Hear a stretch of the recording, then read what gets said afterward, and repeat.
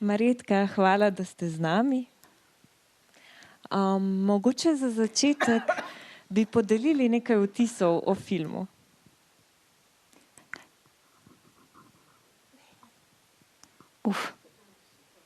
Na kratko bom povedala, resnično. Mene je pritegnilo, da ta učitelj znal spodbuditi, motivirati otroke. On je videl vse, za vsakega, kaj skriva v sebi. Mnogi so imeli dilemo, ali sem dober, ali znam, da so sposobni. To mene spominja na moje življenje, na mojo preteklost. Vsi so mi govorili, ti si gluha, ti ne moreš. Boš delala to. In so me poniževali, res. Ampak ne znam povedati, to je nek občutek,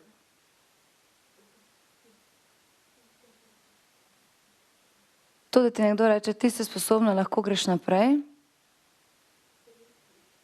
In potem neka ta motivacija, pojdi naprej. Jaz nisem videla možnosti, se pravi, nisem videla teh stvari. Ne vidim nič. To je sama tema.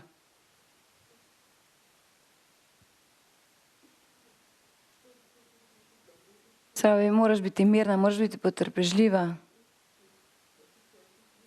Na začetku nisem razumela.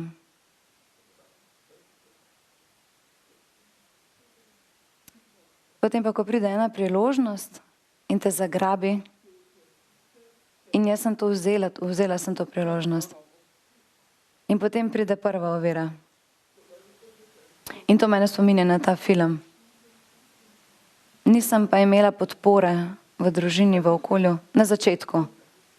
Potem pa sem dobila podporo. Na začetku pa ne. Pozneje sem dobila podporo, kot tukaj učitelj spodbujal, tako da nekaj podobnega. Tudi jaz sem potem dobila nekoga, ki me je spodbujal. Hvala za deljenje vaše izkušnje. Pravzaprav ste že načeli vprašanje, ki sem ga nameravala zastaviti zdaj. Namreč, da bi nekako z nami malo podelili, kakšna je bila pa vaša izkušnja prebijanja skozi šolski sistem. Verjetno je vsaka stopnja prinesla svoj izziv.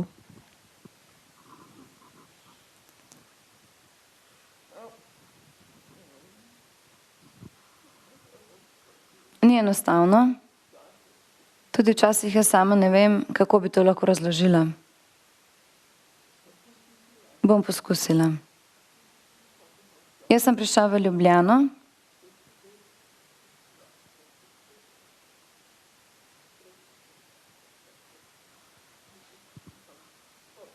Bom ponovila še enkrat. Ko sem bila stara 4 leta, sem prišla v Ljubljano in sem imela občutek, kot da bi bila vržena, preživi, kolikor ti znaš, kolikor ti veš. 14 let si bila stara. 4 leta. Brez opreme sem prišla, brez jezika, ničesar nisem imela. Brez stvari, da bi lahko preživela. Ničesar nisem imela. Potem pa počasi, ko sem prišla na zavod, sem počasi dobivala orodje. Mali koraki, mali napredek. Med nami ena ženska in njen oče, Dašin oče. Se pravi, en otrok, malo mlajši, ima tudi podobno pot. Mogoče ima drugačno izkušnjo, ampak jaz najprej sem šla v rejništvo, v rejniško družino. Jaz nisem mogla razumeti, zakaj. Nisem razumela, nisem imela nobene informacije. Prazno je bilo vse. Samo dogajalo se je. Jaz sem prišla iz moje družine v rejniško družino. In sem prehajala sem tja. Nisem razumela, zakaj. Ampak potem sem pa hodila v šolo in mi ni bilo všeč. potem pa s časom, to je trajalo 8 let, 7-8 let, približno, ko sem se potem preselila v Ljubljano in sem res zaživela skupaj s svojimi starši. In takrat sem dobila podporo, močno podporo, takrat sem dobila podporo od staršev. In posebno od moje tete, ki je slišeča, sestra moje mame. Cela družina je slišeča, vsi so slišeči. Jaz sem edina gluha. Ko sem se preselila v Ljubljano, sem vedno ob koncu tedna hodila v Domžale k teti na obisk. In so se pogovarjali in teta je videla mene, z njo sem se lahko pogovarjala, sicer ne vem kako, se ne spomnim tega, ampak spomnim pa se in še danes se pogovarjam z njo. Ona je moja odlična sogovornica. Če sem v kakšni dilemi, če imam kakšno vprašanje, se obrnem na njo. Ampak moj krog sogovornikov je počasi naraščal med gluhimi, med mladimi gluhimi.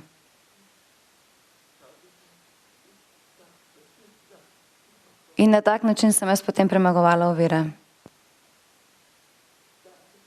Danes, ko pogledam za nazaj, so se mi ovire zdele zelo velike.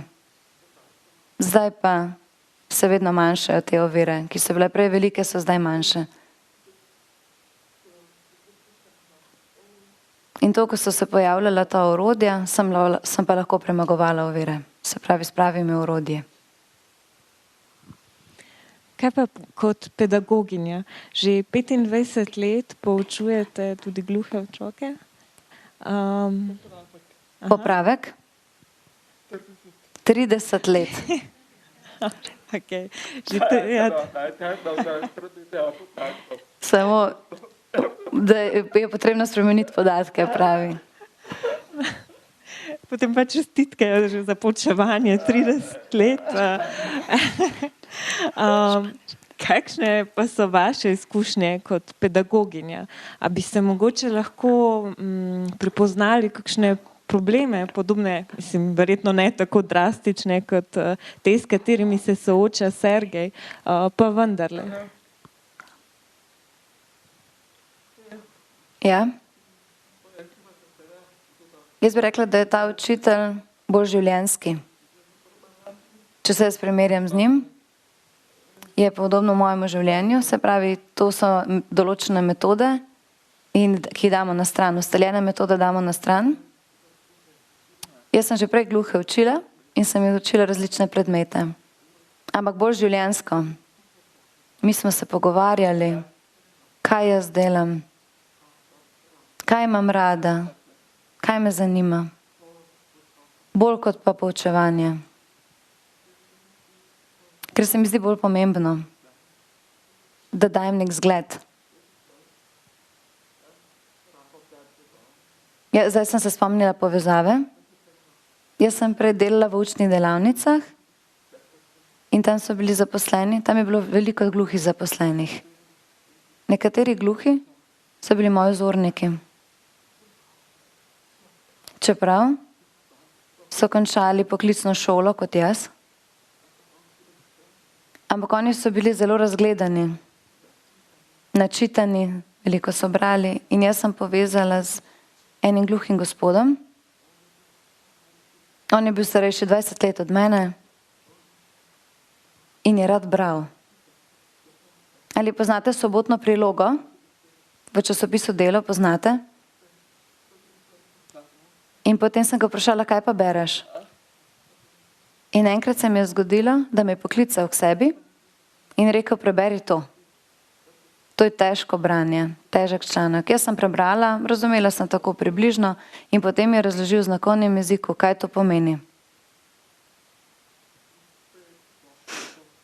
In vedno mi je šlo boljše. On je mene vedno vprašal, kaj tukaj piše in potem sem morala odkrititi v znakovnem jeziku. In je bral o politiki, o gospodarstvu. Jaz politike ne maram, ampak zaradi vsebine On je želel vedeti, ali sem jaz razumela vsebino. Tudi kot učitelj za gluhe je branje zelo pomembno, se pravi, jaz sem rada brala, rada razlagam pravljice, rada pripovedujem pravljice. Tudi rada berem, kaj se novega dogaja in potem to razlagam naprej. To je vloga kot moja vloga učiteljice. Učim tudi slišeče. In tukaj bolj podajam informacije o gluhoti, se pravi, kaj pomeni skupnost gluhih. Nekateri dijaki zelo hitro dojamejo in opazijo, da so gluhi sposobni za delo, da veliko znajo, da so pismeni.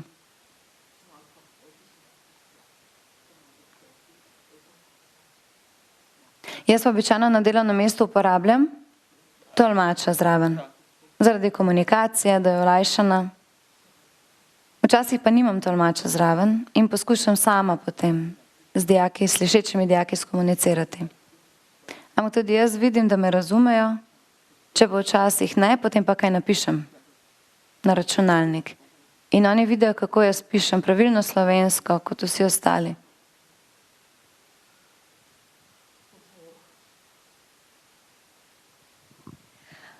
Ima morda kdo že kakšno vprašanje tudi iz občinstva?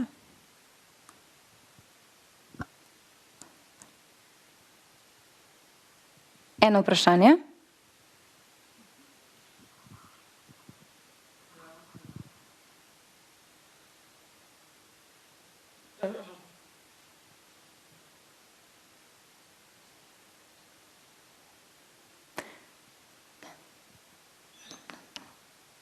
Se pravi, vprašanje je s temi polžkovimi vsadki, kot zakaj se potem manjša ta skupnost gluhih, ker se... Zakaj otrokom vsiljujejo?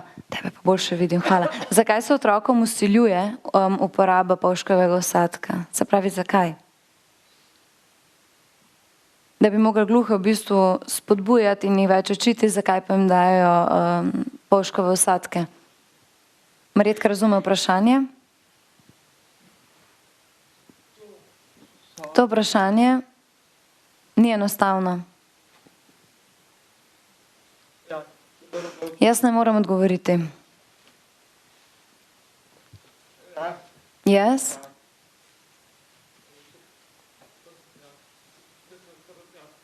Jaz se ne strinjam. Zakaj? Zato, ker jaz učim otroke, ki pridejo na zavod. In imajo polžev vsadek. Imajo potem probleme pri učenju. Imajo težave. So pa zelo raznoliki. Nekateri hitro napredujejo, glede jezika, nekateri pa ne. Zelo je različno. Zato ne morem odgovoriti na to vprašanje. Ampak ena zelo pomembna stvar. Če ugotoviš, da je otrok gluh, moramo enako dati jezik. To je ena stvar. To je pogosto, se dogaja, da jezika ne dobijo. V začetnem obdobju, se pravi, ko se otrok rodi, mu moramo takoj dati, naprimer, znakovni jezik, da dobiva informacije iz okolja in iz situacije, kaj se dogaja. Če pa nič se ne kreta z njim, če se ne uporablja znakovnega jezika, to pa potem uporaba polževega vsadka pa zahteva čas. Se pravi, določeno obdobje, da se lahko nauči govora. Se pravi, jezik terja čas in potem čas izgubljamo, če čakamo, da se bo naučil. Mnogo pa tega ne ve. Ne razumejo tega. Mi gluhi se moramo boriti in več informacij dajati naprej v svet. Večkrat opozarjati, redno opozarjati še naprej. Res imam dovolj, ampak moram iti naprej.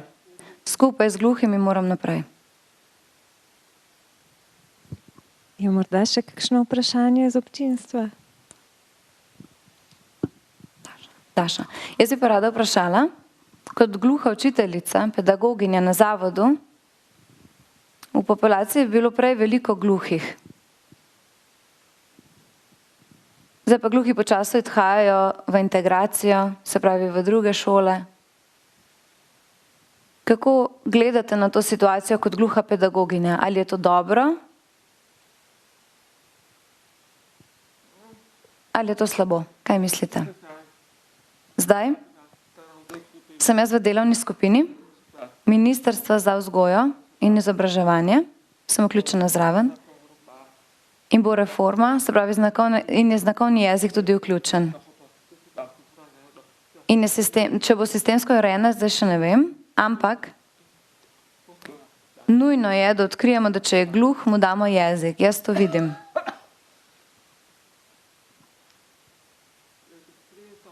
Jaz sem gledala filme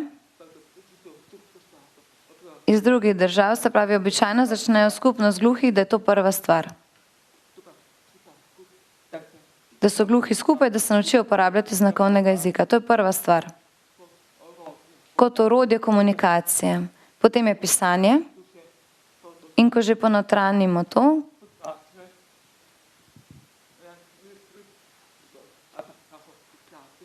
v praksi se lahko tudi to prikaže. Ne? Se pravi, prvo je, da dobijo orodje kot jezik.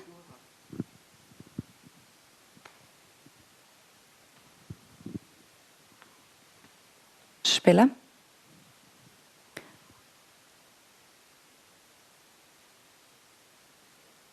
Jaz nisem hodila v gluho šolo. Meni je pa zelo pomembno,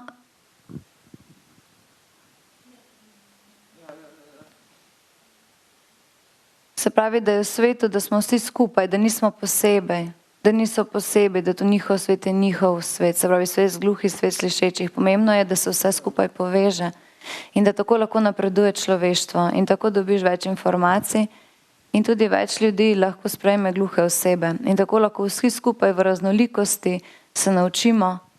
In sem zelo hvaležna, da sem bila vključena v redno šolo, ker je to pomemben razvoj za osebo. In jaz verjamem, da lahko gluhi in naglušni, se pravi, da morajo biti vključeni kot v normalno družbo. Marjetka se strinja, ampak prvo, gluhi imajo prtljago. Imajo prtljago. Se pravi, to se kar nabira. In potem je lažje, če je skupnost. Se pravi, za kratek čas ne rabi trajati, samo na začetku, da se naučijo določenih vsebin in da se navadijo, ampak si pa dobro povedala, da je dobro, da so združeni. Ampak tudi zelo je pomembno dati, se pravi, svoj jezik, vsakemu svoj jezik, da se lahko razvijajo, da se lahko prilagajajo, se pravi tudi slišeči, da se prilagajajo gluhim in obratno. Marjetka pravi, na primer, rodi se gluha oseba in uporablja znakovni jezik že od vrtca in se lahko slišečimi potem tudi pomeša. Gluhi starši imajo slišeče otroke, kako se pa to poveže? En sistem moramo poiskati in poiskati rešitev za združevanje obeh svetov. Mislim, da ste že predvsem odgovorili pravzaprav. A vi imate še eno vprašanje, gospod? Ja. Zanima me, rekli ste, da gluhi najprej naj bodo v skupnosti, da se naučijo. Potem pa je rekla gospodična, da je dobro, pa da si v družbi slišečih, polnočutečih. Kaj bi mi, ko mislimo, da imamo vse kot polnočuteči, morali narediti, da bi se vi bolje počutili?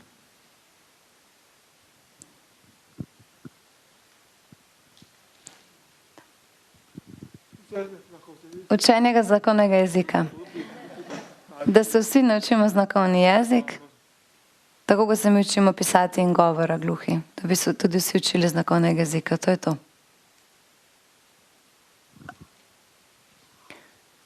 Ampak tudi mi gluhi rabimo spodbudo od slišečih, a moramo tudi mi spodbujati slišečih, da bi začeli komunicirati v znakovnem jeziku. To je kot naša naloga. Ja, to je odgovor. Ja, pravzaprav se je skozi v bistvu našo skupno debato zelo lepo izrisal pomen skupnosti in skupinskega dela, ki ga je v bistvu Sergio vzpostavil tudi v svojem razredu. Ker šola, ta tradicionalna šola, kot jo poznamo, temelji na individualnem uspehu pravzaprav posameznika. Vsi se grebemo za oceno, tako učenci kot učitelji.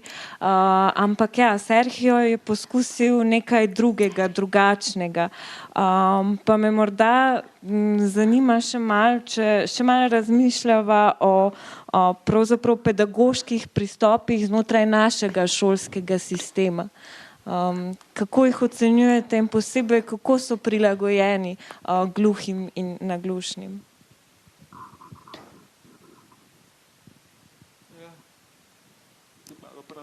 Kot sem malo prej povedala, jaz nisem metodik. Nisem metodik. Jaz se bolj pogovarjam in pripovedujem zgodbe. In tudi učni proces, kot je ustaljen, jaz si sicer vzamem čas, se pravi, vodim tudi učni proces, ampak si vzamem čas tudi za pogovor, rada pripovedujem kakšno zgodbico. Ali pa če kdo od njih se mi, na primer, zaupa.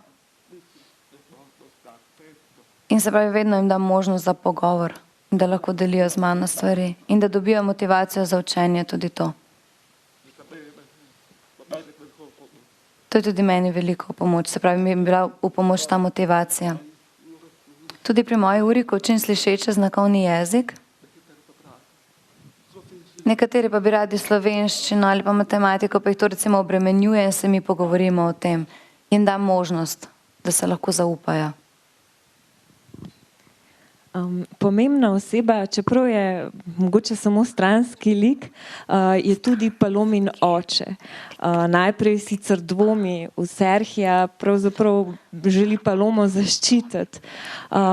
Tako da, kakšna je pravzaprav vloga staršev in kako bi lahko še bolj pomagali otrokom? Nekaj svoje osebne izkušnje ste že delili, pa če mogoče lahko še malo o tem poveste.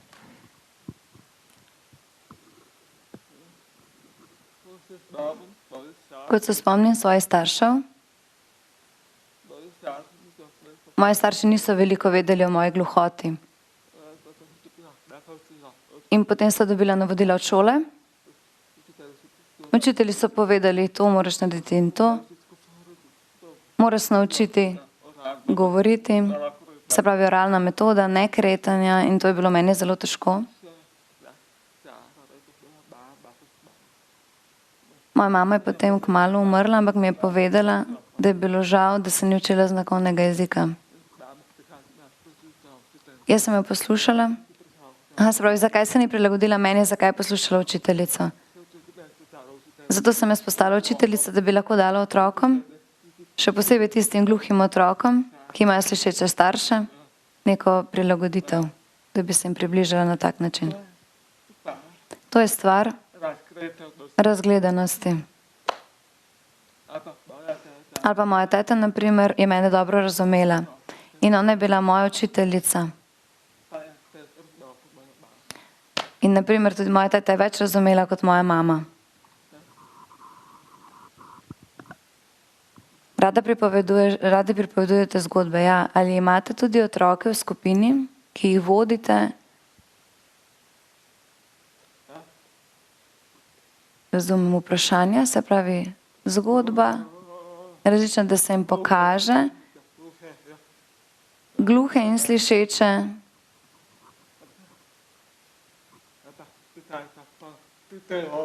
Zdaj bolj prek videa in video pokažemo gluhoti, o gluhih vzornikih. Se pravi, kdo so pomembni ljudje iz skupnosti gluhih, kakšen gluh slikar, en moj učenec, gluh, je akademski slikar. Marko Lukan. On je akademski slikar in je gluh. Jaz sem njega preučila. In se kar pojavijo takšni, se pravi tudi z univerzitetno izobrazbo. Sicer jih je malo, ampak nekaj jih je. Prej je bilo manj, zdaj počasi večamo to število, počasi se to število veča.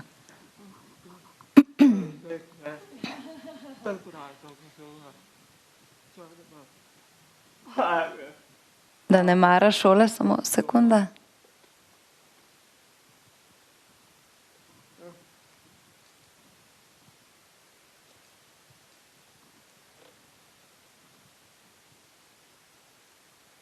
Ja, tudi jaz, se pravi za ta akademski razvoj.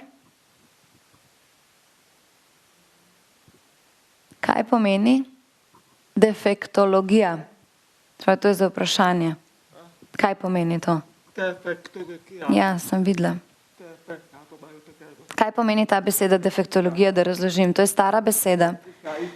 To izhaja iz Rusije.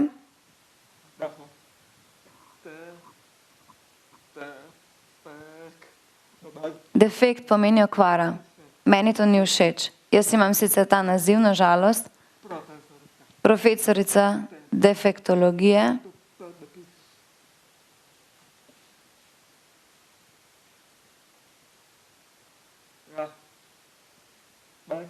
Meni to ni všeč. To je bil prejšnji naziv. To so naši učitelji tukaj v Sloveniji, se pravi, so dobili, ko so študili v Zagrebu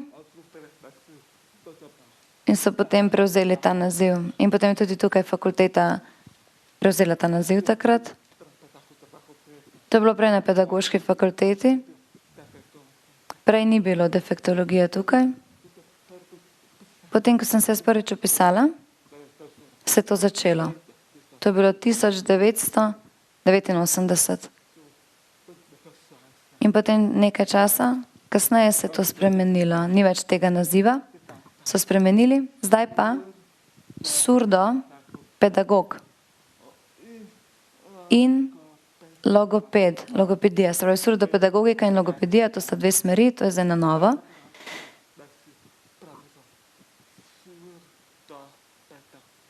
Ja, jaz si pa želim prav ta naziv za surdopedagogiko. Ampak. Ker defektologija je, kot da imamo mi neko okvaro, kot da smo poškodovani, kot da smo izgubili mi smo v bistvu samo izgubili neko čutilo, to je to ni okvara.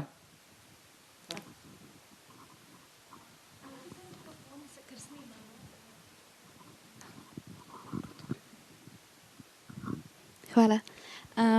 Jaz študiram... So rekli do 8. Okay. Jaz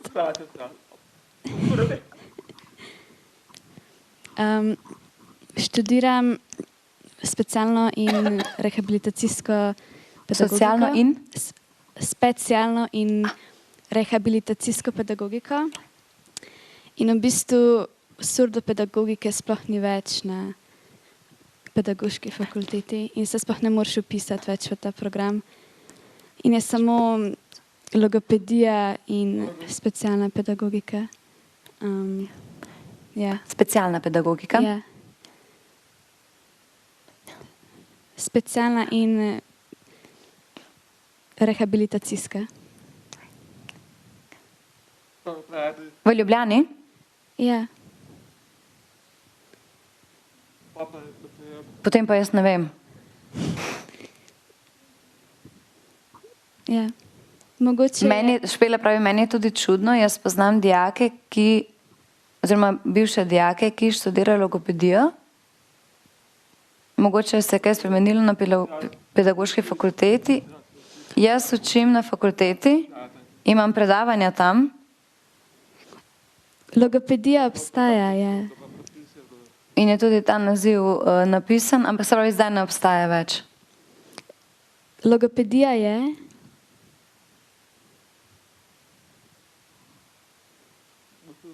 Mogoče se je kaj spremenilo, ja.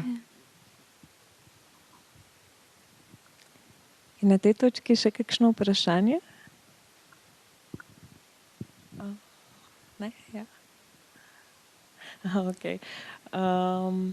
Potem pa mogoče še omenili ste, da se pravzaprav precej majhen odstotek gluhih in naglušnih nadaljuje na 3. stopnji, to se pravi z univerzitetno izobrazbo. Kaj pa bi pravzaprav potrebovali, da bi, ne vem, spodbudili več njih, da bi se v bistvu vpisali, nadaljevali tudi študij? Kakšna spodbuda je potrebna?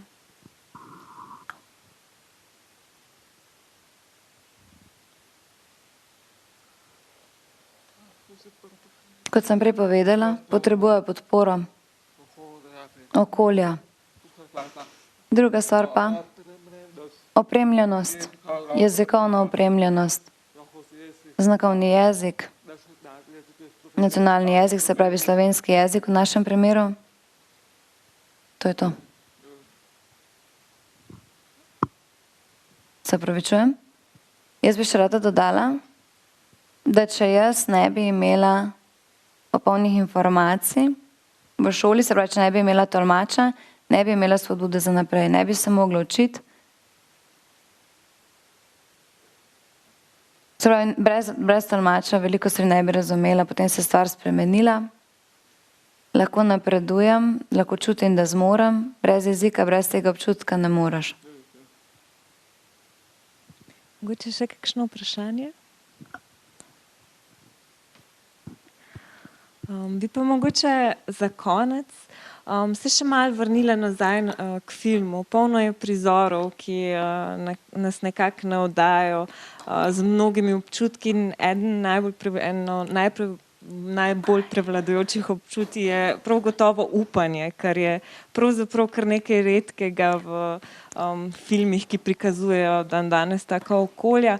Pa me mogoče zanima, katera ideja iz filma ali pa kateri prizor vam je še posebej ostal nekako pri srcu, pa v glavi. Meni je bilo pri srcu tisto, ko so otroci prišli v šolo, kjer so bili sicer v nevarnem okolju, ampak jaz pa vidim, da je učitelj ostal pozitiven in s svojimi besedami, s svojimi dejanji izbudil te učence.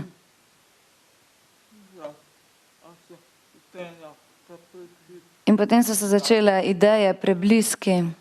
To je to bi izpostavila. Ja, hvala vsem, da ste danes prišli in sodelovali v bistvu zelo v tem pogovoru. Hvala Marjetka, hvala Natalija, pa upam, da se še vidimo v Kinodvoru. Hvala. Hvala vam.